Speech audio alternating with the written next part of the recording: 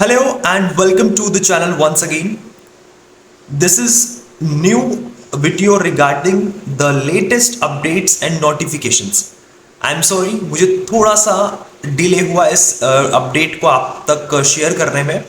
अभी आपके सामने मैं इसको डिकोड करता हूँ कि जो नए अपडेट्स आए हैं उन अपडेट्स का क्या फ़र्क पड़ेगा और कुछ जो चेंजेस हुए हैं काउंसलिंग के शेड्यूल में, जो चेंजेस हुए हैं उन चेंजेस को अब हमें कैसे लेना है, कैसे उनको टैकल करना है और क्या चेंजेस हुए हैं।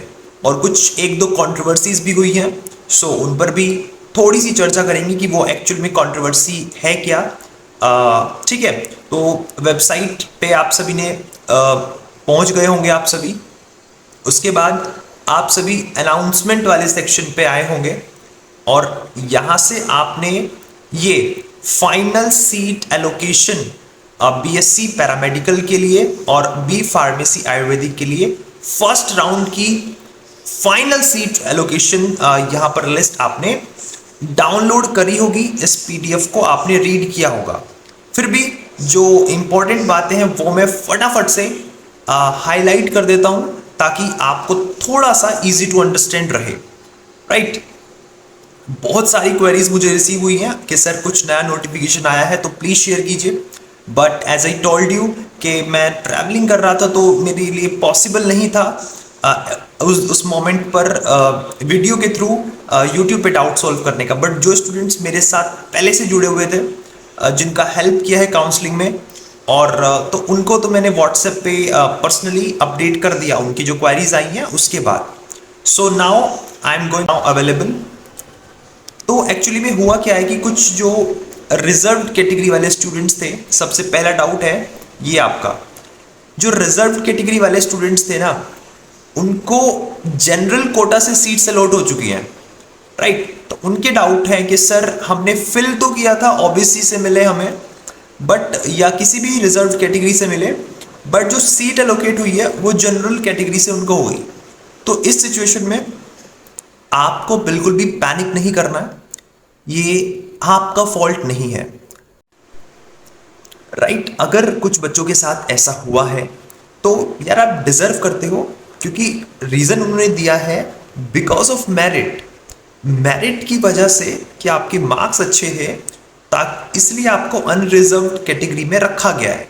राइट, इससे फायदा है, आपको अनरिजर्व्ड कैटेगरी में सीट मिल गई तो उन बच्चों को फायदा है जो कैटेगरी से बिलोंग करता है। तो फिर इसका मतलब है कि वहां उस कैटेगरी में सीट्स जो हैं वो अब और बच्चों को मिलेंगी। ठीक है, तो थोड़ा सा बुरा लगेगा जनरल वाले बच्चों को कि यार जनरल की सीट्स में वैसे भी इतना हाई कट ऑफ जाता है, ऊपर से रिजर्व्ड कैटेगरी वाले बच्चे के अगर अच्छे मार्क्स आ रहे हैं तो फिर उसको जनरल का कोटा, जनरल की सीट मिल जाती है। राइट, तो इस पर परेशान मत होना और एडमिशन के टाइम पे ऐसा कुछ प्रॉब्लम नहीं होगी। कोई आपसे नहीं कहेगा कि यार आपने काउंसलिंग कैटेगरी से भरी थी लेकिन आपको जो है वो सीट जनरल से मिली है, नहीं, ये उन्होंने आपको अलॉट करी है। सो ये तो था पहला डाउट जो आप लोगों का सॉल्व हुआ होगा। अब दूसरा जो मैं आपको बताने वाला हूँ ना, उसमें इन्होंने यहाँ पर लिखा है कि गवर्नमेंट के ऑर्डर के आने के बाद क्योंकि वेदर का थोड़ा सा इश्यूज चल रहे हैं, तो उस वजह से जितने भी एकेडमिक इंस्टीट्यूशंस हैं वो सभी 7 तारीख तक बंद है। राइट, 7 सितंबर तक जितने भी एकेडमिक इंस्टीट्यूट्स हैं हिमाचल प्रदेश में वो सारे बंद रहेंगे गवर्नमेंट के ऑर्डर के हिसाब से। राइट, तो भाई अब काउंसलिंग चल रही थी, ठीक है, वैसे ही इतना लेट हो रखा है, कब पेपर हुआ था, सितंबर आधा बीत जाएगा। ठीक है, उसके बाद जाके फिर कभी कॉलेज में आप लोग पढ़ेंगे, तो हैव अ लुक के in partial modification of the schedule release on 11 अगस्त for BSc medical tech B pharmacy. तो उसमें एक चेंजेस होंगे। उसमें चेंजेस ये है कि एक्चुअली हुआ क्या था, फर्स्ट राउंड की काउंसलिंग का फाइनल रिजल्ट रिलीज हो रखा है। ठीक है, अब जिनको कॉलेज मिल गया है उनको करनी थी रिपोर्टिंग अपने कॉलेज में जाकर के, ज्वाइनिंग करनी थी या फिर डॉक्यूमेंट वेरिफिकेशन बोल लो या फिर एडमिशन बोल लो, राइट। तो उसकी डेट्स थी, बट अब वो जो डेट्स हैं वो 8 और 9, तो अब 8 और 9 तारीख को आपको अपने रिस्पेक्टिव जो भी आपको अलॉट हुआ है वहां पर आपको जाकर के एडमिशन कराना है, ठीक है। फिर यहां पर ये थी दूसरी बात। अब थर्ड जो इंपॉर्टेंट बात है वो ये है कि सर फिर सेकेंड राउंड की काउंसलिंग का शेड्यूल कब रिलीज होगा। तो यहां पर आपके लिए है वेट, आप वेट कीजिए, सेकेंड राउंड की काउंसलिंग के लिए नई डेट्स रिलीज की जाएंगी। अगर सीट्स वैकेंट होंगी तो सेकेंड राउंड की काउंसलिंग जरूर होगी। तो जिन बच्चों के मार्क्स कम है या फिर जो बॉर्डर लाइन पे है बहुत सारे स्टूडेंट्स, तो उनको होप रखनी चाहिए, काफी स्ट्रॉन्ग चांसेस है कि उनको मिल जाए, राइट, जो 1-2 नंबर से रह चुके हैं फिलहाल। So this is your third doubt कि सेकेंड राउंड की जो काउंसलिंग है वो उसका नया शेड्यूल आएगा, तो जो बच्चे उसमें पार्टिसिपेट करना चाहते हैं वो उसमें कर सकते हैं। दूसरा, कुछ बच्चों का मुझे डाउट था कि सर हमने फर्स्ट राउंड की काउंसलिंग फिल नहीं करी, तो क्या हम सेकेंड राउंड की काउंसलिंग को फिल कर सकते हैं। तो आंसर है यस। अगर आपने फर्स्ट राउंड की काउंसलिंग में पार्टिसिपेट नहीं किया था then you are most welcome in the second round of counselling, ये यहां पे लिखा है,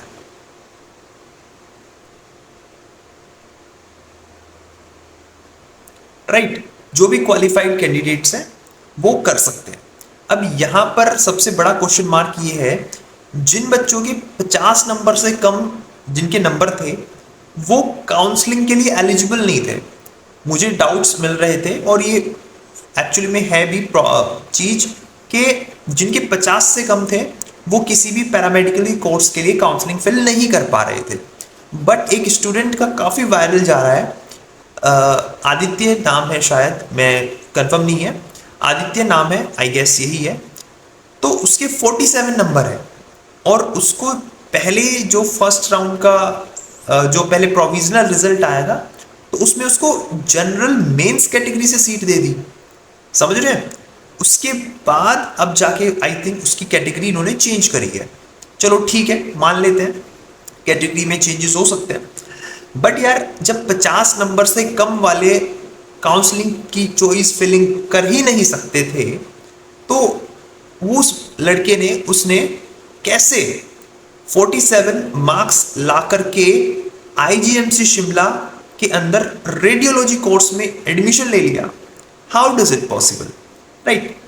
तो इसके ऊपर मैंने काफ़ी रिसर्च करी है, तो हालांकि मेरे माइंड में तो ये क्वेश्चन मार्क अभी भी है कि ये कैसे हो गया, बट आई गेस उसको जो अभी फाइनल में कैटेगरी जो उसको अलॉट हुई है वो उसको आई थिंक कुछ फिजिकली कैपेबिलिटी, आई थिंक ऐसा कुछ करके एक सब कैटेगरी के थ्रू उसको सीट मिली है।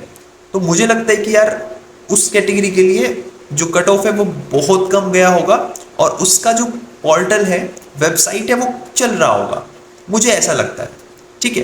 बाकी बिहाइंड द सीन्स क्या क्या हो रहा है आई कांट इमेजिन, बट ऐसा हुआ होगा, राइट।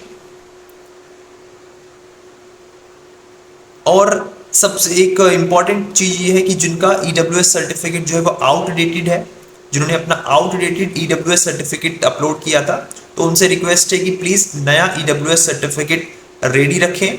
नया मतलब जो 1 अप्रैल से बाद का बना हुआ होना चाहिए, ठीक है। 1 अप्रैल 2025 के बाद का बना हुआ ईडब्ल्यूएस सर्टिफिकेट वैलिड होगा। अगर उससे पहले का बना हुआ है और आपने अपलोड कर दिया था, एग्जाम आपने दे दिया था, बट अब at the time of counselling आपको नया ईडब्ल्यूएस सर्टिफिकेट चाहिए अगर आप ईडब्ल्यूएस कैटेगरी को बिलोंग करते हैं और आपको ईडब्ल्यूएस कैटेगरी की सीट अलॉट हुई है। अंडरस्टैंड। और अपने सारे डॉक्यूमेंट्स रेडी रखें, okay. All these candidates are ready to get their updated documents prepared, otherwise even if they are allocated provisionally they will not be considered for admission by the admission committee of the institute, right। तो अपने documents ready रखना है। Original भी और सारे documents की video देख लेना पिछले वाली, ठीक है। और सबसे बड़ा डाउट ये था कि एक रैगिंग सर्टिफिकेट करके काफ़ी वायरल जा रहा है कि रैगिंग सर्टिफिकेट्स सर बनवाना है या फिर नहीं। देखो यार, उसका ना एक्चुअली अगर आपको हॉस्टल वोस्टल मिलता है उधर, ठीक है, कैंपस में, तो फिर उसकी ज़रूरत होती है। बट काउंसलिंग के सॉरी एडमिशन के टाइम पे उसकी ऐसा कोई रिक्वायरमेंट नहीं है, ठीक है। लास्ट ईयर तक नहीं मांगा था एडमिशन के टाइम पे, ठीक है। और उसका एक्चुअली फॉर्मेट फिक्स है। इनका जो प्रोस्पेक्टस है आपने देखा होगा, उसमें उसका फॉर्मेट है। तो आपका जो एंटी रैगिंग सर्टिफिकेट है, एफिडेविट ही है वो, जैसे आपका गैप सर्टिफिकेट बनता है ऐसे ही वो बन सकता है इजीली। तो उसका फॉर्मेट वहां पे उन्होंने दे रखा है। तो मेक श्योर जब भी आप अपना एंटी रैगिंग सर्टिफिकेट बनवाएं तो उस फॉर्मेट में के अकॉर्डिंग ही बनवाएं। सेफ साइड के लिए पहले बनवा लें तो आपको इजी रहेगा, क्या पता मांग ले वो, ठीक है। सो ये चॉइस आपकी है। और कुछ बच्चों का सबसे एक डाउट होता कि सर हमें सीट एलोकेट हो चुकी है बट वेबसाइट पे अब तक अपडेट नहीं हुआ है। तो इन्होंने यहाँ पे बोला है कि कैंडिडेट्स जिनको फाइनल सीट अलॉटमेंट में उनका नाम है, उनको कोई कॉलेज अलॉट हो गया है, तो वो अपना एक प्रोविजनल अलॉटमेंट लेटर डाउनलोड कर सकते हैं। कहाँ से डाउनलोड करना है? जहाँ पर आपने चॉइस फिलिंग करी थी वहाँ पे ही सीट एलोकेशन वाली सेक्शन में आप अपना अलॉटमेंट लेटर को डाउनलोड कर सकते हैं, जिसको आपको लेकर के जाना है अपने कॉलेज में एडमिशन के टाइम पे, right. So that's the final news. आप सभी के लिए आई थिंक क्लियर हो चुके होंगे आपके डाउट्स। फिर भी कोई डाउट्स बचता है तो प्लीज कमेंट करना यार, मैं एक्टिवली रिप्लाई कर दूंगा कमेंट्स के एटलीस्ट, ठीक है। बाकी सेकेंड राउंड वालों को अभी वेट करना है, उनका नया काउंसलिंग शेड्यूल आएगा। बट मैं लास्ट में एक बात बोलूँ यार, बहुत ज़्यादा टाइम इन्होंने इस पर लगा दिया।